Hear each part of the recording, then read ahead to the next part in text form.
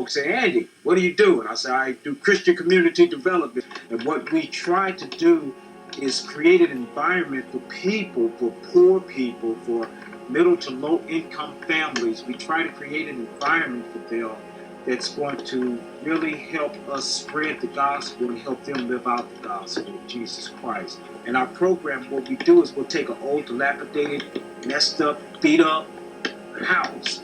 We totally revitalize it, totally revamp it. We'll gut it totally out, put new wiring, new plumbing, new floors, new roofs, new ceilings. Just totally redo the house, and the house is brand new.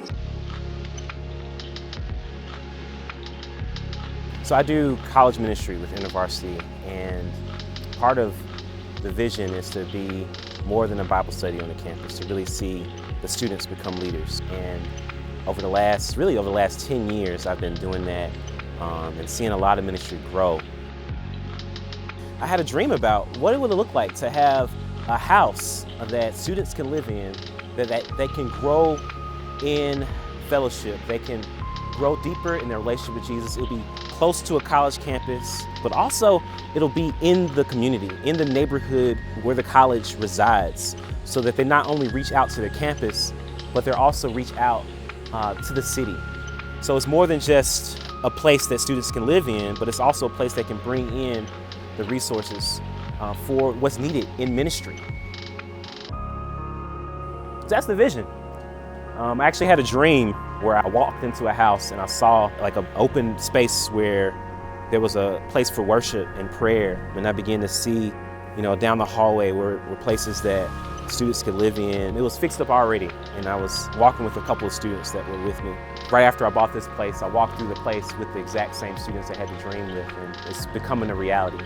We've gutted out most of it this summer, and there's still a lot of work needed. So I'm looking for partners. I'm looking for people that I want to be a part of this vision to help it become a reality. About a year ago, I started casting. I started saying, I don't know exactly what it'll look like. I don't know where it'll be, but I wanted something in West Jackson, something close to Jackson State, and I wanted something that could house some students.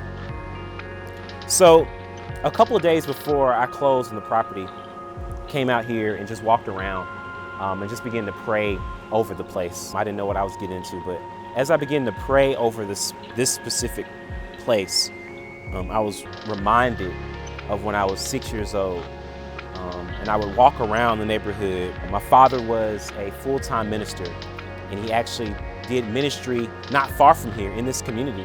And what he would do is that he would take places that were dilapidated and help fix them up so that people can become first-time homeowners. And I was reminded of how my father would teach me about discipleship. A lot of things that he's done, he's passed away about 15 years ago. And a lot of what I want to do is I want to tell his story and his legacy.